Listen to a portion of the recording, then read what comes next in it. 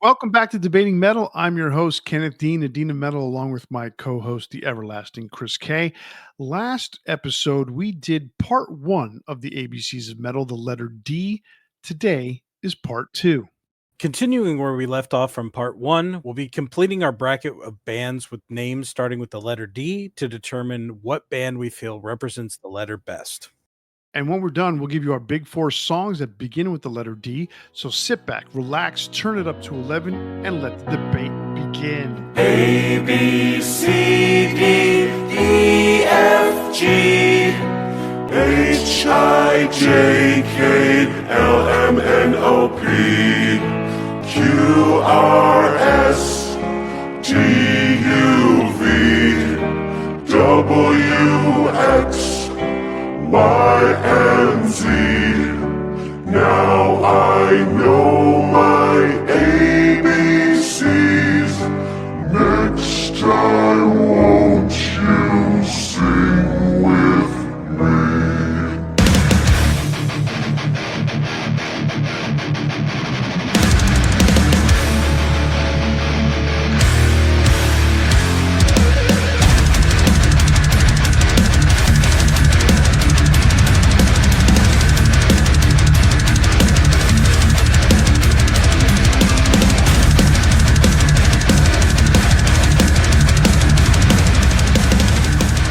All right, Chris.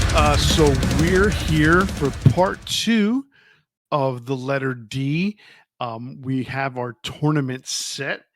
We know who's going up against who. So let's do a little review of the teams of the bands that are left. Or actually, not even. Let's do a quick review of the original 16 bands and what we're down to now, and what they're and how they're going head to head. Okay, so we had Dark Throne against Demon Hunter, which we picked Demon Hunter. We had Dark Tranquility versus Dimmu Borgir, and we picked Dimmu Borgir. We had Deicide versus Death, in which we picked Death. We had Def Leppard versus Danzig, in which we picked Def Leppard. Dokken versus Disturbed, in which we picked Disturbed. Death Angel versus Dark Angel, which Death Angel came out on top. Dark Force, Dragon Force versus Dream Theater. Dream Theater came out on top.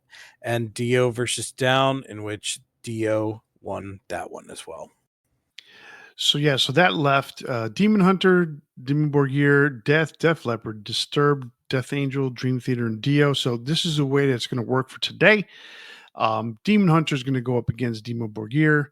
Death is going up against Def Leppard. Disturbed against Death Angel, and Dream Theater against Dio. So we'll get through these pretty quickly, I think, because in reality, there's not a lot to talk about per se. We have already talked about them before, but we'll give you a quick rundown of what, for the people who didn't hear part one or whatever. We'll just give a quick rundown of each of the bands. But before you continue, go listen to part one. Yeah, exactly. Go listen to part one, which just came out 2 weeks ago. All right. So we have Demon Hunter versus Dimmu Borgir. Pretty different as far as their aesthetic and style.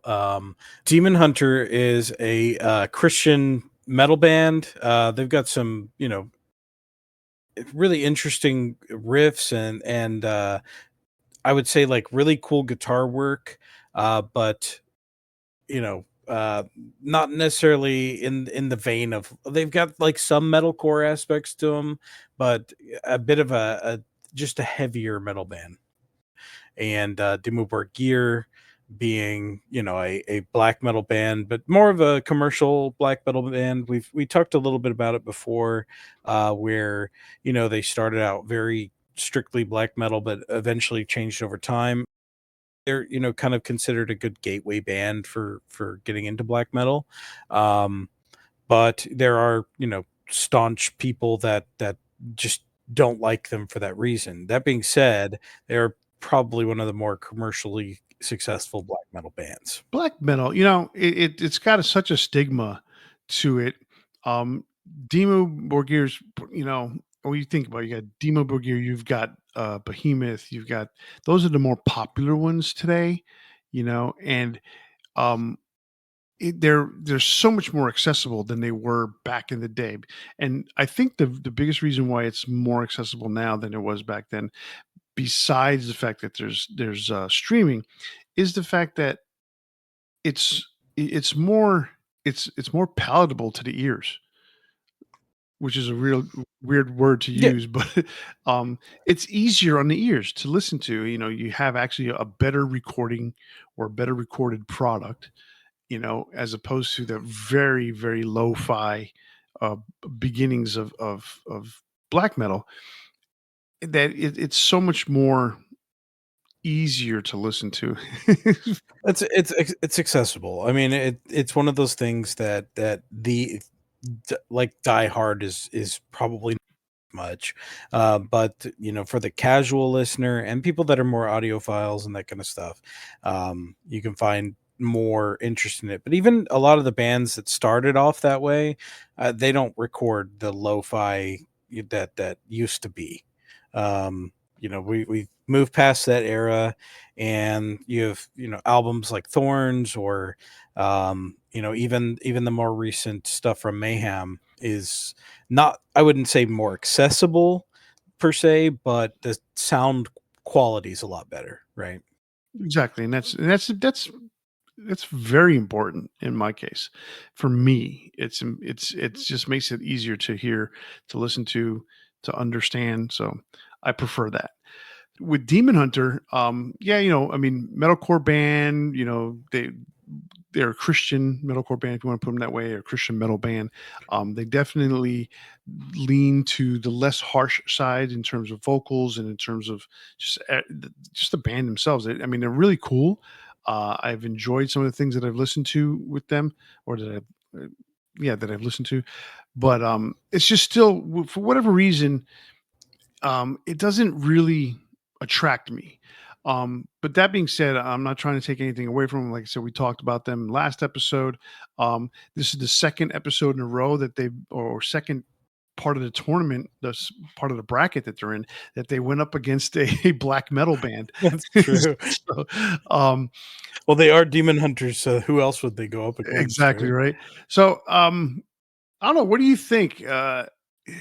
Because in terms of popularity, it's kind of weird. Like I'm much more familiar with Dimmu Borgir than I am with Demon Hunter in terms of popularity, but I could be completely wrong.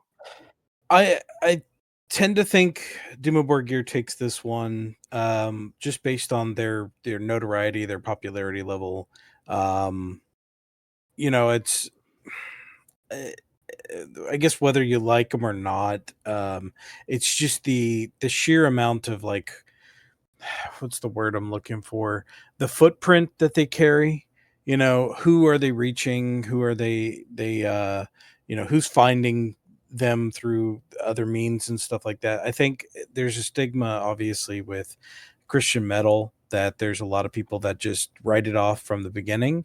And there is a lot of cool stuff out there, so at least give it a try, and see if you actually enjoy it or not. I think this is one of those bands that doesn't fall into a lot of the stereotypes and things like that of Christian metal. So give them a try, see you enjoy it. There's a lot of them that there's just not that edge, that impact, but I think their stuff is really cool. So I like them. But that being said, I still would say, just based on the sheer amount of like the reach, that, I mean, Dimmu Borgir was on Guitar Hero, and or not. I don't know if they were on Guitar Hero. They were on Rock Band, for sure. So they have that kind of reach and um, you know staying power, at least. Oh yeah, I mean, it's it's really close, and when you think about the whole thing, like you were just talking about, popularity and stuff like that. I mean, Demo on Spotify, because that's what I use, I guess, and you look at it, um, they have 417,000 monthly listeners. Demon Hunter has 346,000 monthly listeners. Still a lot in both cases. Um, Does that gives the edge a little bit to Dimmu Borgir, but that's not how we decide this. But in the to then to move on to the next round between these two, I think I agree with you. Dimmu Borgir does have that edge in terms of the industry itself. You know, Mhm. more than anything else. I mean, they have um, that power, because they do it. Demu tours they do the summer festival circuit most of the time. Yeah. I don't think I've seen Demon Hunter's name too much in the European summer circuit. I'm pretty sure I've seen them in the American ones, but I don't recall seeing their names on the European ones, but I could be wrong. So don't quote me on that. I think one thing that you can say like is pretty impressive too is that Demon Hunter's done a lot of albums in their short time. Like they've been around since 2000. They've done like 12 albums, and Dimmu Borgir's done about 10. So it is kind of impressive that they've done that much. Um, it's just I think it's a slight edge over it. Yeah, yeah, for sure. Um, so we're moving Dimmu Borgir on. I would agree with that. Okay, so they move on to the next round, and they're going to face the winner of Death versus Def Leppard. So I know you've got some closeness with Death. That's odd to say, but okay. In multiple ways. I'm a little closer to the Def DEF than you were closer to the DEATH band. All right. You're closer to deaf and I'm closer to death. I think it may be in both ways. Wow. All right. All right. So Death being one of the earliest death metal bands, that really gives them their identity. Many people will say they were the very first. Obviously, there's the argument that Possessed came first, this and that. Doesn't really matter. The fact is, I think Death is the first band that really truly defined that sound that would carry on to that Florida death metal sound for a while. They evolved quite a bit. There's from the first to the last album, there's quite an evolution as far as their the progressiveness, the quality of songwriting, the message that they were presenting through their lyrics, etc. Very interesting band. As far as Def Leppard goes, Def Leppard is a massive arena act. How many albums? I think it's around 12 albums, right? Like they have 100 million albums sold worldwide. Most of those are going to be, Hysteria and Pyromania, which are some of their biggest ones. They got 10 million Spotify listeners per month. Didn't they make it into the Rock and Roll Hall of Fame? I don't think so. I'm not sure. I have to look that up. Yeah. Let's look that up. Let's see.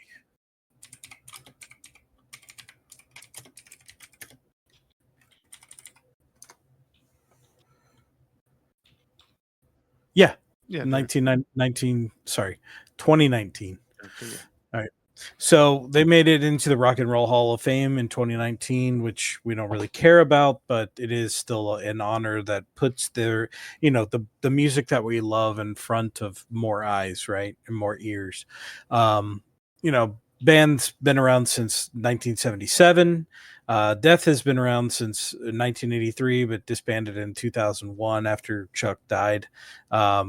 Technically, they disbanded before his death because he moved on to the project he wanted to move on, which was Control Denied, but still around the same time. They don't have quite as even close to as many Spotify listeners per month, 924,000, which is still a lot, especially for that genre of music. And again, we don't put all of these up against each other. Like we think of like a lot of things when we're considering this best or whatever. But I mean, those are just kind of the main things that I did research on that kind of set them aside, right? Yeah, I mean, when it comes to there's just such starkly different bands, obviously. Right? Uh, I you don't know, think you I don't know if you could pick 2 more different bands on this list. No, yeah, that's pretty. I mean, maybe if you would have put Def Leppard up against or Dokken up against Dimmu Borgir, but Or you Dark know, Throne. or Dark Throne, yeah. Yeah. So I mean, Def Leppard. I mean, look, we all have heard them a million times. You know, you probably, without even realizing, we hear "Pour Some Sugar on Me" at least 30 times a year. You know, without necessarily trying. You know, but you're not going to hear death. Maybe unless you're going out of your way, you're not going to hear death on the radio. You're not going to hear death at in your local Ross walking around the store. So so you couldn't be farther apart on the spectrum. Yeah. Um, when it comes to these two bands, though, it's I mean you're talking. Obviously, you can't compare popularity. So we're talking about two bands and what they bring to the genre. And when it comes to that, I mean, Def Leppard started out as a new wave of British heavy metal band. Within, I would say, based since their first release, which came out in '81 or '79, actually, for the with the EP. Um, you're talking about 3 albums tops, 2 albums tops, where and then they kind of went more towards the glammy metal kind of side, and then really they weren't even glam metal. They were just a completely their own thing. The Mhm. sound was unique. The harmonizing vocals were unique. Everything about them was unique. And the fact that Rick Allen lost his, I think it's his left arm, right? Even that, like, the guy learned how to play electronic drums with one hand, Mhm. and he's still pretty effective. I mean, that's fucking amazing, you know? I don't think he could do what some of these, like, black metal bands can do, but he can still Of play course not. well, it's all triggered, so Yeah. you give him one bass beat and he gives you can get him quadruplets. He'd probably do it. Anyhow, um, you know, over time, I've appreciated the band Death much more than when I first started. You have definitely opened that door for me. From what I know about you for the last several years, you have opened the door more for Def Leppard in this time too. Not that you're going to go home and listen to Hysteria, but Or at least similar bands. right, um, and so this is to me this is a tough one only because it's like one, it's almost seems more obvious, but at the same time, there's a lot more, I guess, genuineness from Death than there is from Def Leppard in terms of metal. Death is a metal band. Def Leppard is not really a metal band anymore, and they really stopped being a metal band, kind of like around Adrenalize, or even Slang. They were done by that time. Yeah, I mean, I think that's the biggest argument I have against Def Leppard is that they're not really, to me, they have some metal aspects, but I tend to think of them more as like a hard rock band or even like a classic rock band. I know that's not really a genre per se, but at this point, as things go on, you do start to feel that way. Um, when I think of metal bands, they don't usually even come into the conversation for me. That being said, all due respect, like they built their audience and became as huge as they were through quality of music and the scene that they were promoting, right? So I don't really have any problem with them, and I don't have a problem with them continuing on. I think there's a lot of listeners now, and there's a younger generation that's finding death, and obviously, like the music that is really big in metal right now is all the heavier stuff, and they're a big progenitor of that. It's hard to judge because death was not around for a tremendous amount of time. Um, But I will say this, Death, the band, has really been inspirational. I guess you could put it that way. I mean, they have definitely left their mark. I mean, Chuck Mhm. definitely left his mark on many, many, many guitar players. Um, I mean, for me, just because we're talking metal and the genre and really keeping it metal, I mean, I'm leaning towards Death moving on. I mean, I definitely prefer them, and I would in a large way agree. So I'm perfectly fine with them moving on.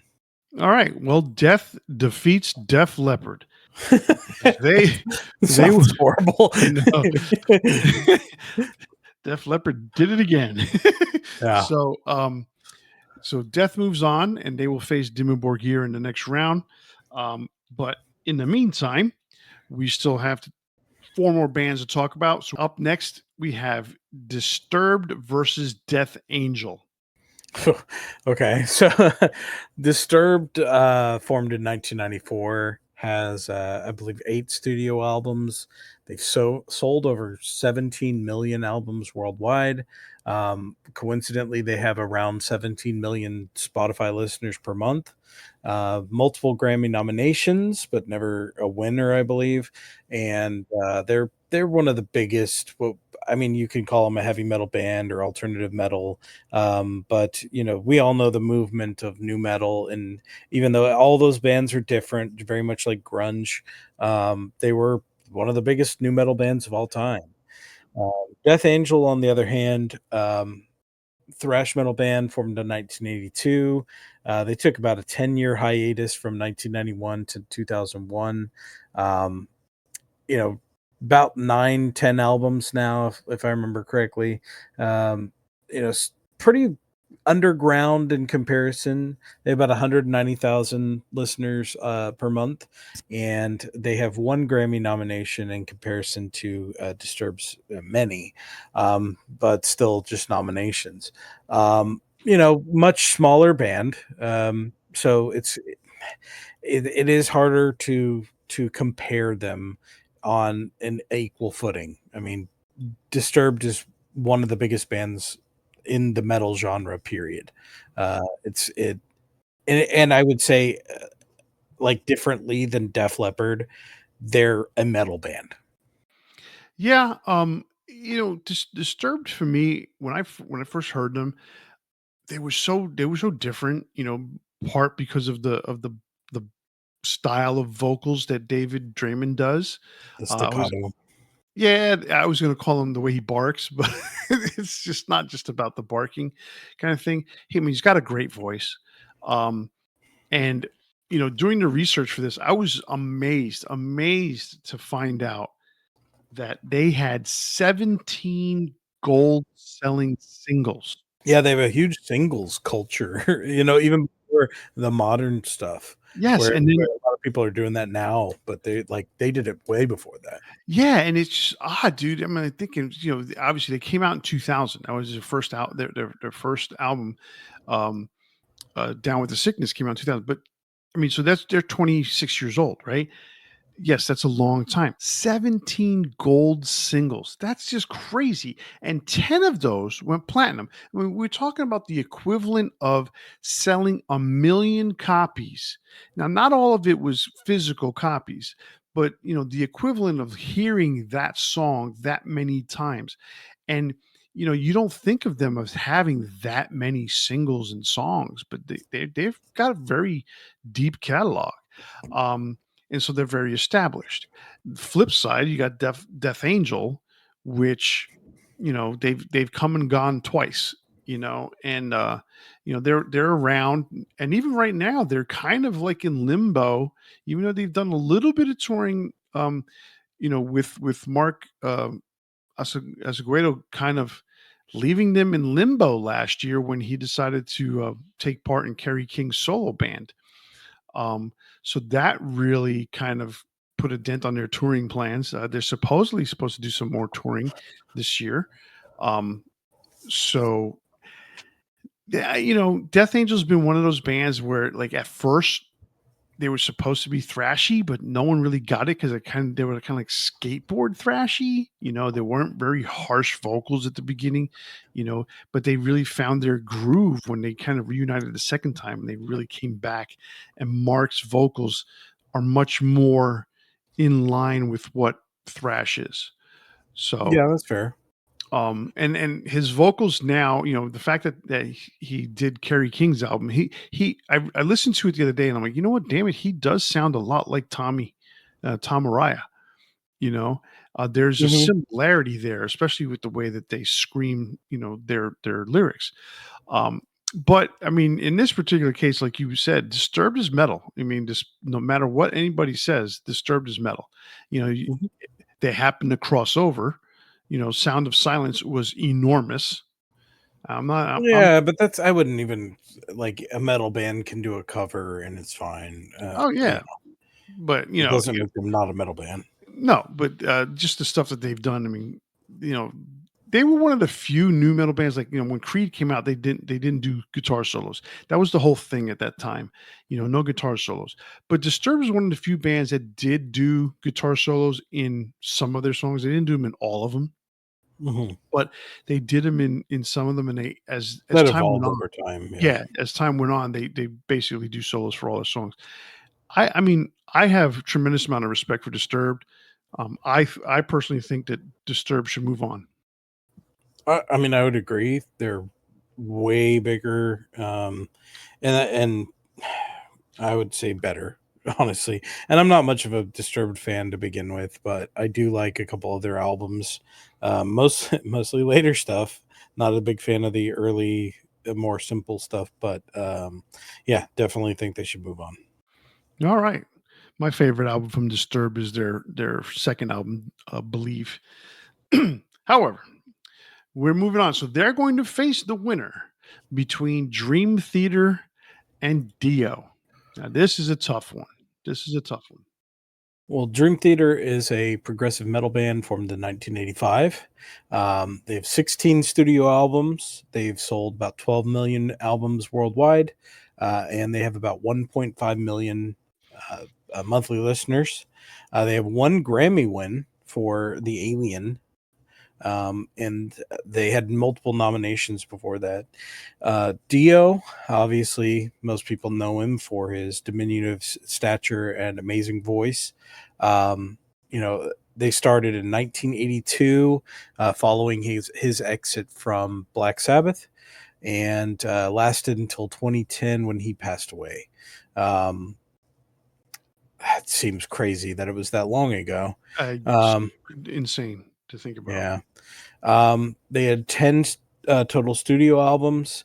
Uh, you know, excuse me, and 2.6 million listeners on Spotify per month.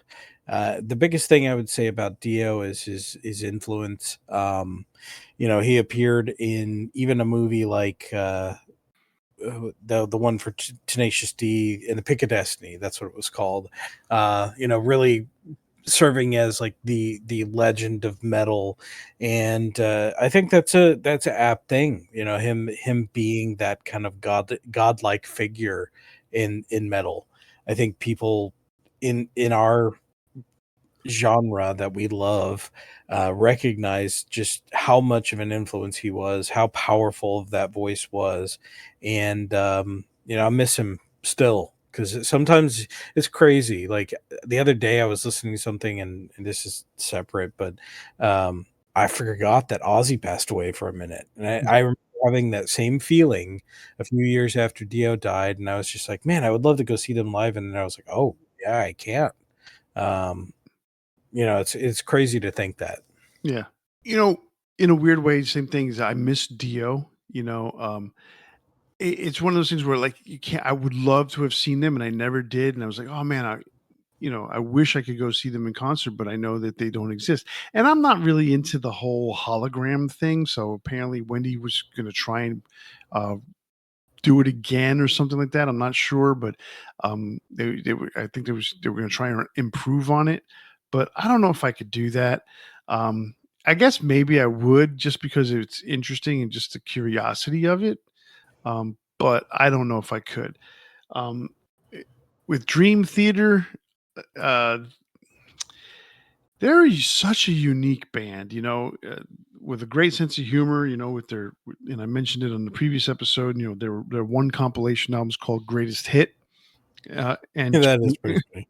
and 21 other cool songs. I mean, so that's pretty funny, because Pull You Under or Pull Me Under, excuse me, is, their one big hit. And then they've got a bunch of other cool songs.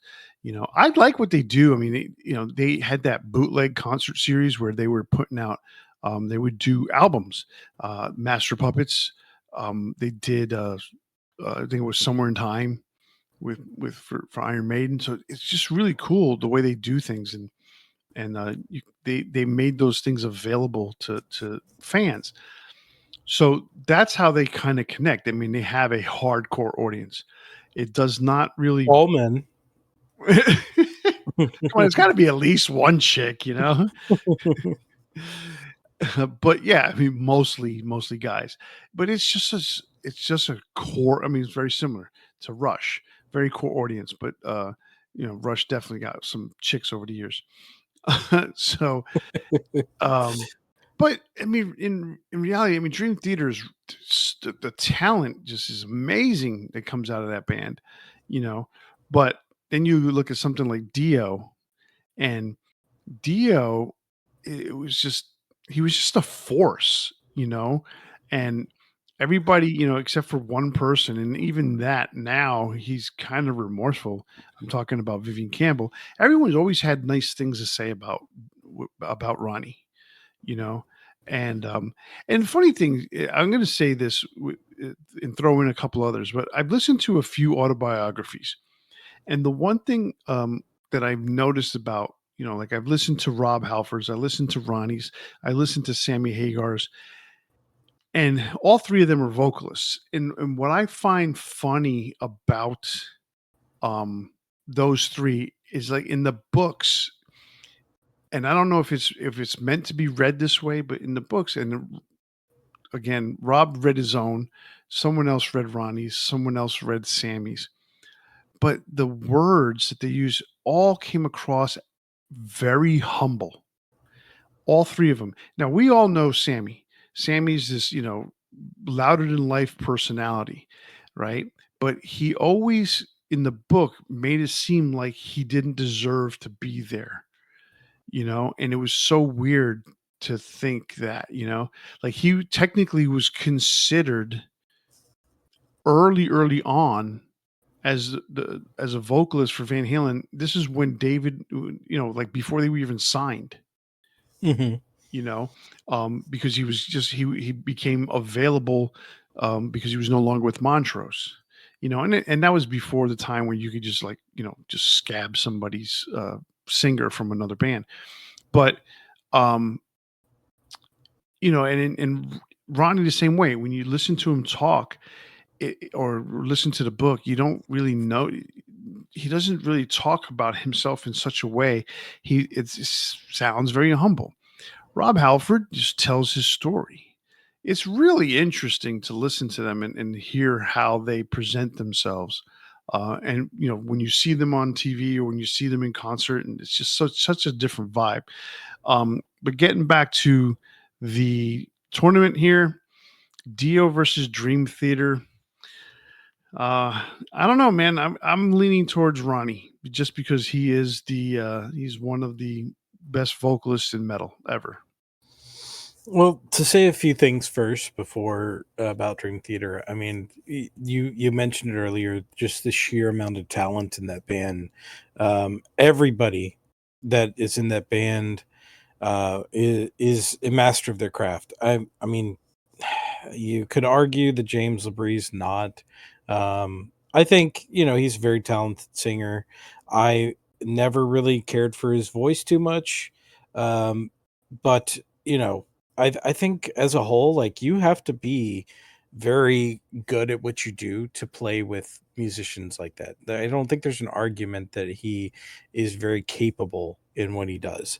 And I'm not talking about now, when guys get older and their voices are tired or this or that. Like I'm so forgiving of that because they put in the time, they put in the years doing these things, and you know, if they're still able to do what they love, that's great. To have the argument that Axl Rose needs to put it up, I don't disagree, but at the same time, I think when you've put in that many years of doing what you love and you've damaged your voice because you put in the passion to do it, that doesn't come into the argument of the quality of musician that we're talking about here.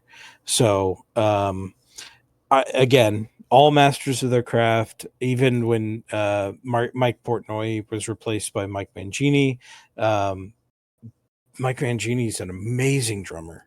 So that quality did not drop off. They have a really diverse catalog. There's like if you go listen to a lot of their stuff, obviously it's very progressive, but then you have some more interesting, more accessible stuff like Octavarium is, I think, looked down upon by some fans of Dream Theater, but if you're a casual fan, that's the album to kind of drop in on because it is what much more accessible. And if you like some stuff like say Muse or um, other bands of those genres, then you could probably get into it a bit. But that being said, I mean Dio is Dio. And it's hard to argue with that. I mean, the guy influenced so many people. Again, his voice is just absolutely iconic. I don't think he is necessarily the biggest act in metal by any means.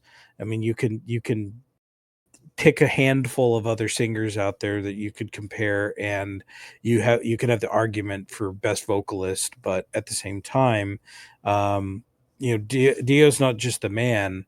There's several musicians that came out of his band that were absolutely amazing, and you mentioned Vivian Campbell in those first 2 albums. Wow, like his riffing is phenomenal. Craig Goley that followed, like he's got some really good stuff too. But I think that peak era is the first 2 albums for me. And while the band I think tapered off a little bit as time went on, because I don't necessarily really love the later albums. I think the first 6 are really solid. Yeah, I mean, Viv was on the third album too, and that's where the cracks really began to uh, Yeah, that's get, why I get mentioned the first exposed. 2 because I think Yeah. that those are the better ones. Oh, the first 2 are just are classic, classic, classic. Yeah. The third one, even though Viv is on it, you definitely can tell there's cracks in the facade and all that stuff, and it eventually fell apart at that point. Yeah. But I mean, I lean Dio in this one, in this, despite the talent that Dream Theater has. I think it's really close. I'll be honest. I think it's very, very, very close, but I'm gonna lean towards Dio as well. Okay, well, Dio defeats Dream Theater, so they move on to face Disturbed. So the final 4, let's put it that way, the final 4: Dimmu Borgir, Death, Disturbed, and Dio. So that's going to be some interesting conversation coming up here. So let's get to the semifinals: Dimmu Borgir versus Death. Um, what do we got here? That's an interesting one.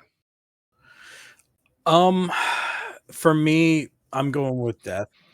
Just kind of straight up saying that. They get about double the amount of monthly listeners right now, and I know that again, that's one statistic. Excuse me. But what I would say puts Death over Dimmu Borgir is one, it's a bit more accessible, and two, it has like that band has become a big gateway into music. It's amazing that now after the fact, if you watch a lot of metal YouTube like I do, um, you know how rabid the fan base has become. And it's funny, like I watch Bradley Hall He's a YouTuber who does a lot of like he's a guitar player, so he does a lot of stuff related to guitar playing. He teaches classes and things like that. So shout out to Bradley Hall.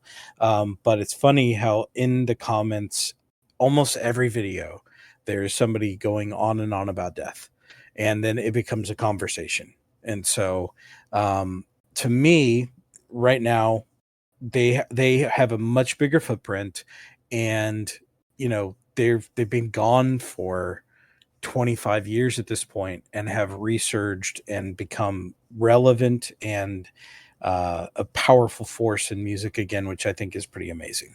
I mean, to add to what you're saying when it comes to their legacy and how much, all of a sudden, this many years on, they've resurged, there's been just crazy resurgence. There's actually two bands that are actually touring that have former members of Death. One is Left to Die, and the other one is Death to All. And it's one of these things where it's like they came back, or these former members, like, let's do this, let's go out there and honor Chuck, right? And despite whatever problems they may or may not have had with Chuck at the time, they understand their legacy, and they understand, that it's, this is music that they're part of. It had so much, or this meant so much to Chuck, and this meant so much to the genre. So I agree. I mean, to me, Death, hands down, is going to be the band that moves on in this particular case. I mean, Doom Over Gear is not as popular, and that is, it's not a popularity contest, but at the same time, and the influence of Death and Chuck is overwhelming in this case. Yeah, it's funny. I was listening to a couple weeks ago a bunch of interviews from former members of Death. I don't know how I got on that, but I was watching one with James Murphy, and then I watched Gene Hoglan, and who else did I watch? I think it was Paul Masvidal, and then Terry Butler, and Rick Ross, and there was another one. But so I got on this kind of like kick of watching these videos, and it was did I say Steve DiGiorgio? Yes. Okay, so yeah, I watched a bunch of those, right? And so what was interesting was, I think in hindsight, when you're older, you can look back and think with a much more clear head than when you're in the heat of the moment and everything.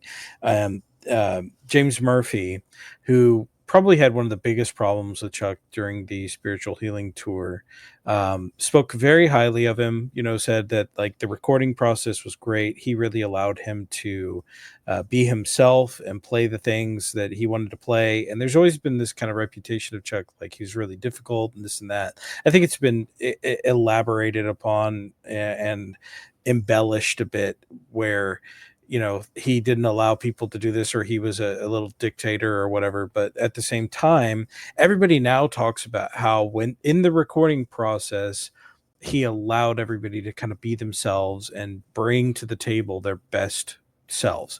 And I think that's really cool to hear, and that people are being very honest about it in hindsight. And at the same time, yeah, he was a bit more strict and wanted what he wanted during the touring process, and while actually playing the albums live. But it's really cool also, like you mentioned, there's two bands that are playing that music, and one thing they all mentioned, Rick Ross in his interview, and Gene Hoglan in his interview, both brought up that when they play that stuff, there was this mentality of, let's keep it as close as the original music as possible, because Chuck was very like the image was very important to him and what the music meant, and they want to honor that. They don't want it to become a joke. They don't want it to be a silly thing. And it's very important for them to play as well as possible when they're touring. And I think that's just such a cool sentiment. Absolutely. I mean, there's no, yeah, absolutely. I'm just going to leave it at that. All right. So Death moves on, and they are going to face the winner between Disturbed and Dio. So this one's definitely tough. I think it's tough, but I may shock people when I say that I think Disturbed wins this one. Dio is an absolute icon. I think his contribution to metal is absolutely important, and I like him better. But that being said, Disturbed has reached so many ears that it is hard to argue with. I think that they're just a band that is really iconic in the genre. Um, the style in which David Draymond sings, it can be a little bit contentious. But that being said, like nobody plays like what they do. They're instantly recognizable. The first time I heard them that I can even remember knowing who they were was through wrestling. And they had, done a song for Stone Cold Steve Austin. I think they did a song for Triple H that really didn't get used, but it made it out to people, leaked or whatever. And they had other stuff like songs on pay-per-views or whatever. So like that reaches millions and millions of ears back then in the 90s to early 2000s. And it's just like if you asked, I don't know, 100 people who they knew more, I think like just, and I'm not talking about metalheads, but I'm just talking about people.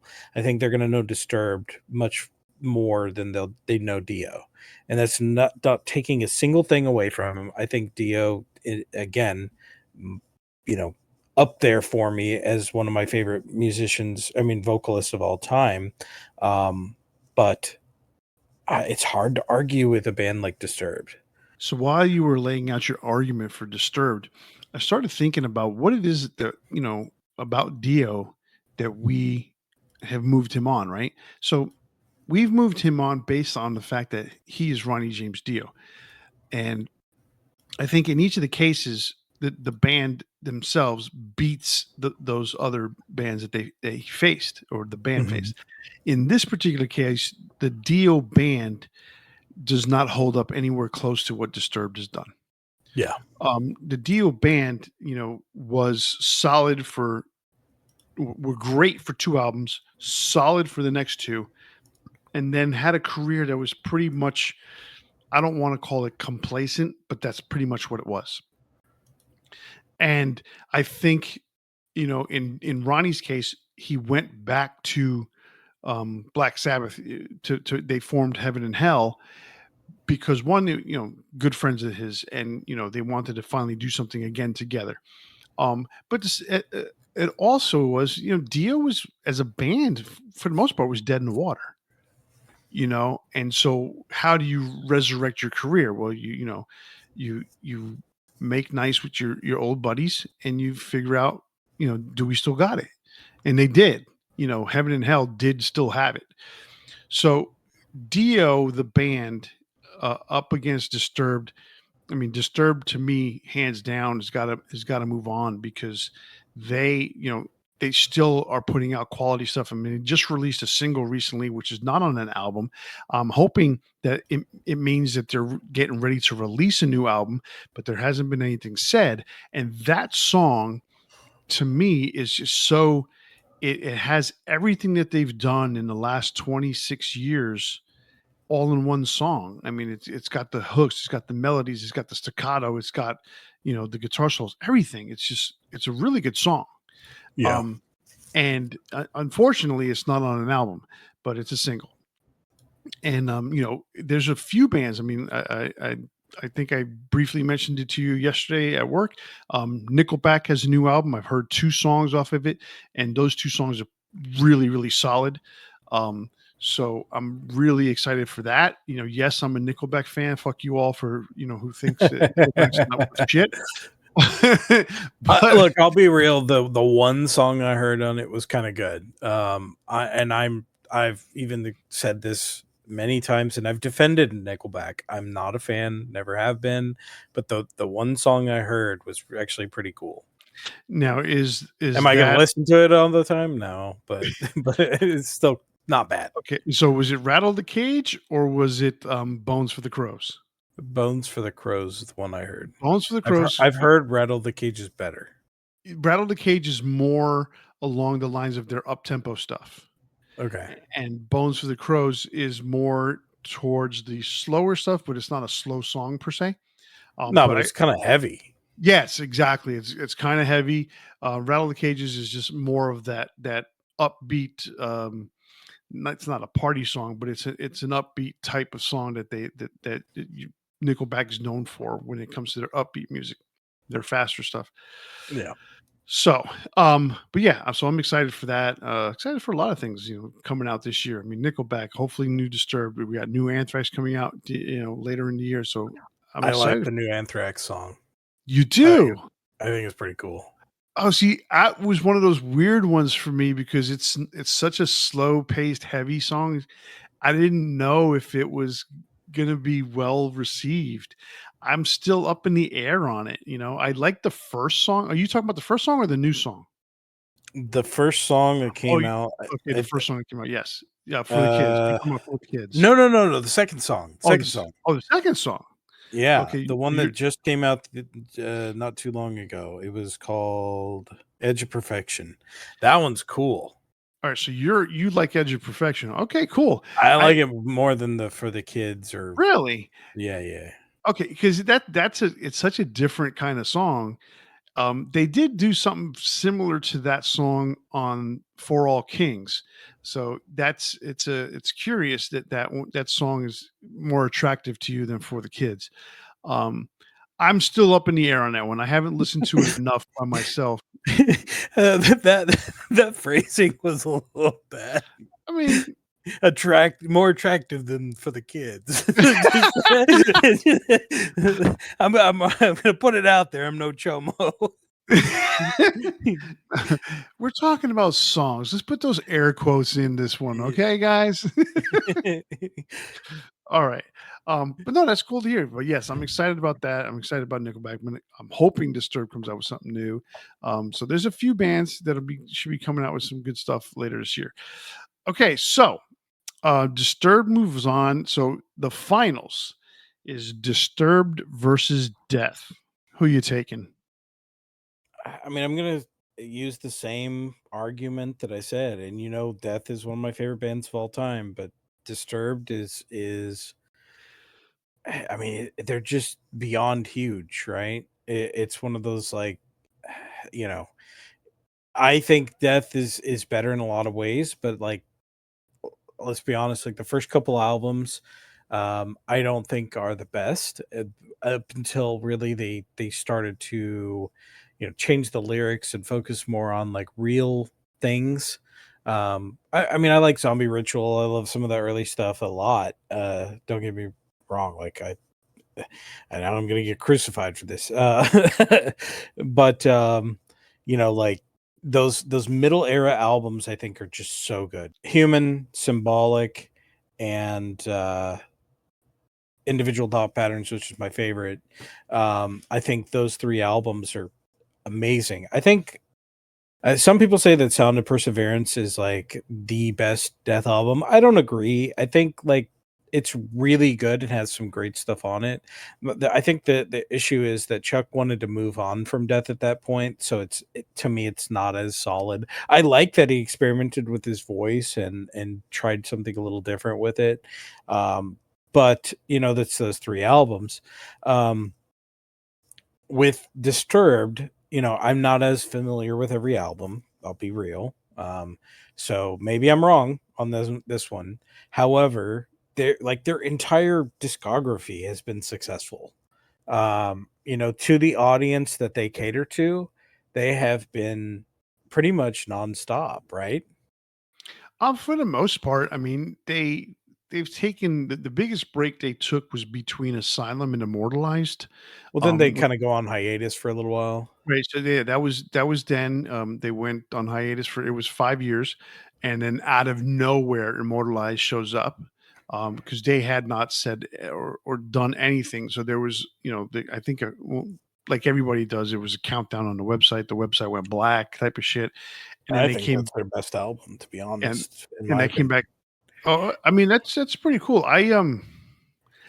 I obviously disagree, but it is a very good album. I'm not gonna lie. Um, however, so they since then they've been sporadic. It's been 11 years since that album came out, and they've only released 2 other albums. But 3 years and then 4 years. Regardless of that, it's the music has been good. It's different. Evolution was a little bit different. Divisive kind of came back to a similar stuff that they had done before. So it's not. Yes, their catalog has been consistent in terms of style and to me, I mean, other than coming from when you go from the first album to the second album, very similar to how Godsmack's first album is so different from the rest of their catalog. You know, s- um, other than really disturb, excuse me, other than Down with the Sickness, the song, the album itself is very different from Believe. And Believe just it was like such a step up for me. I mean, I listened to Believe every day for like 2 months on my way to work. And the album was just amazing to me. 10,000 Fists, and so forth. All those albums just kept getting better or just more and more popular. So I think they got more heavy metal too, after like where the first couple albums are a little more where I can fit them mentally into that new metal genre.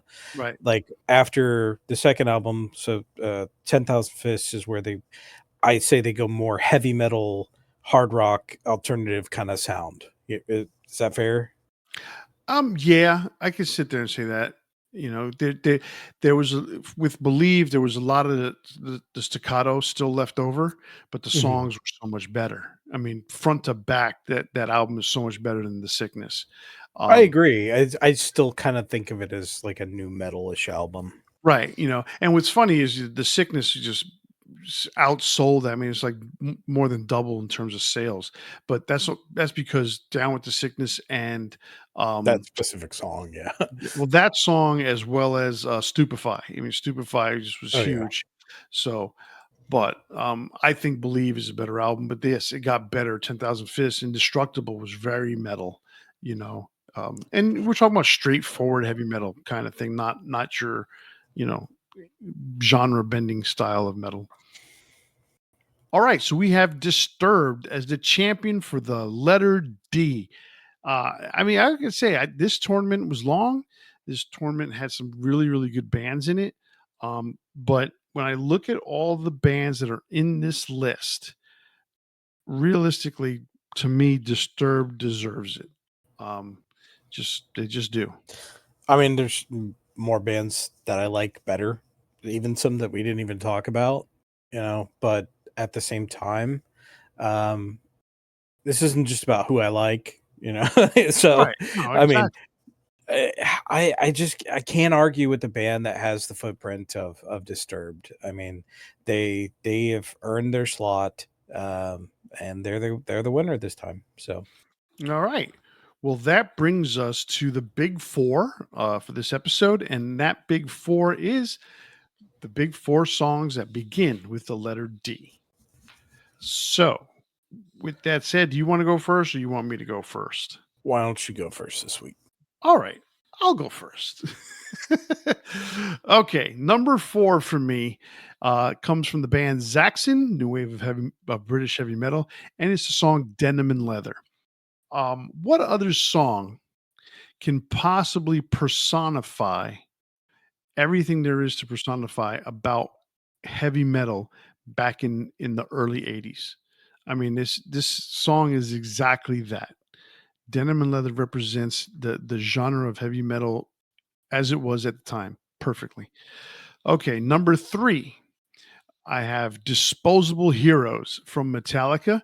Um, I mean, it's off of one of their best albums, uh, Master of Puppets.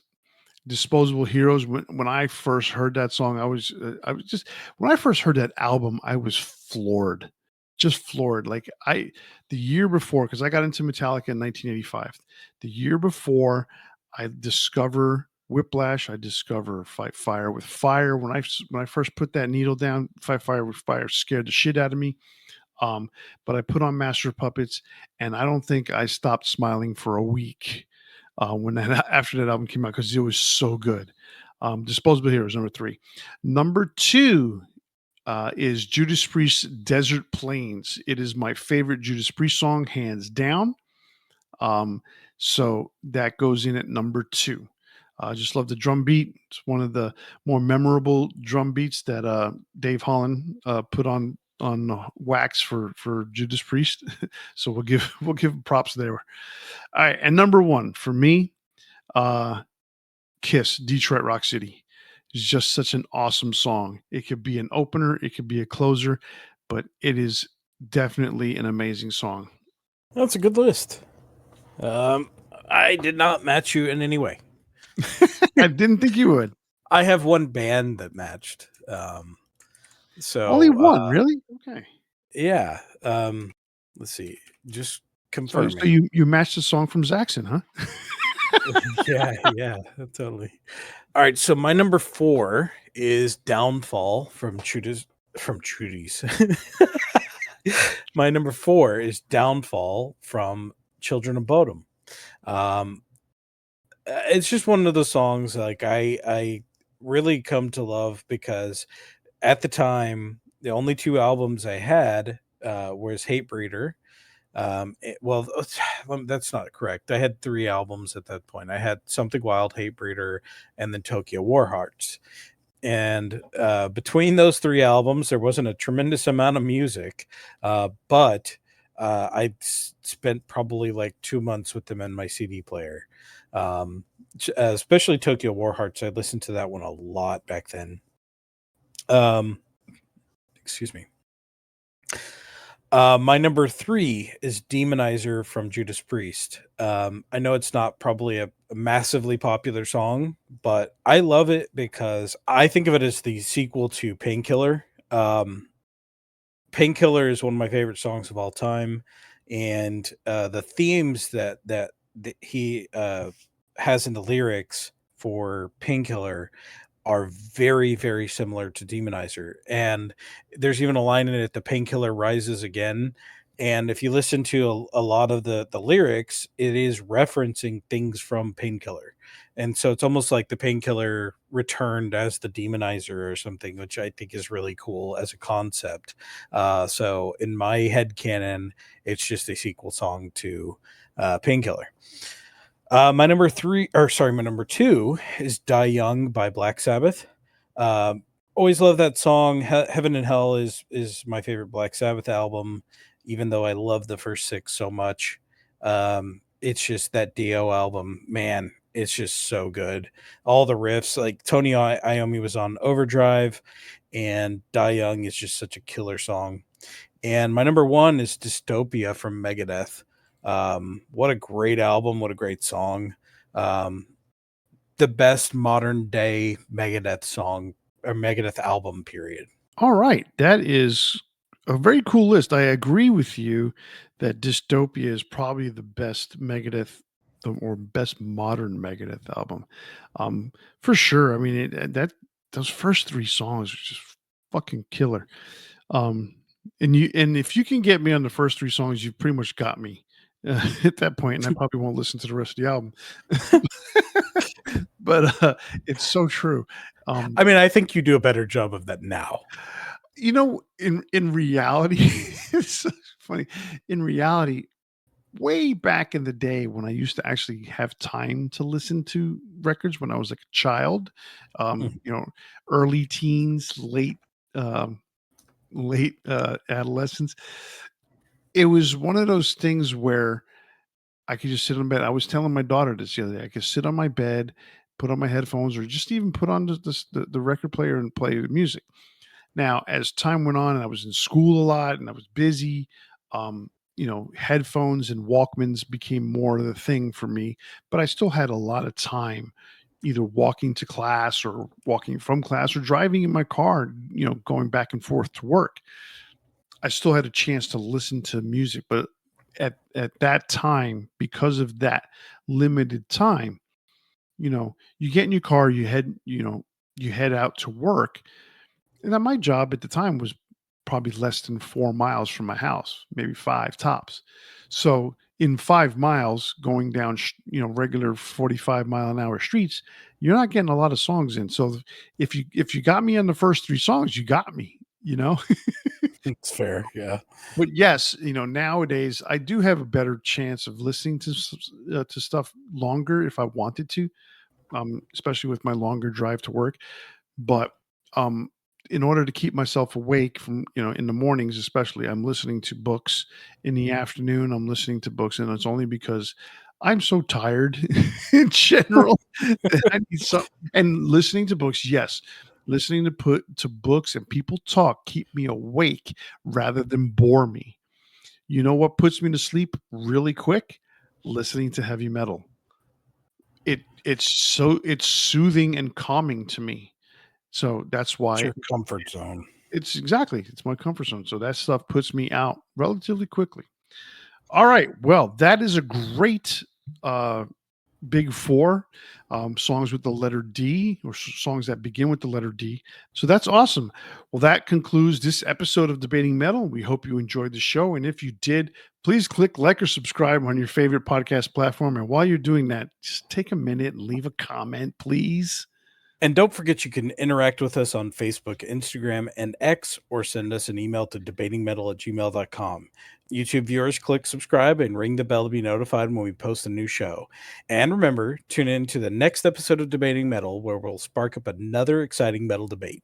On behalf of Kenneth and myself, stay safe and always turn it up to 11. See ya.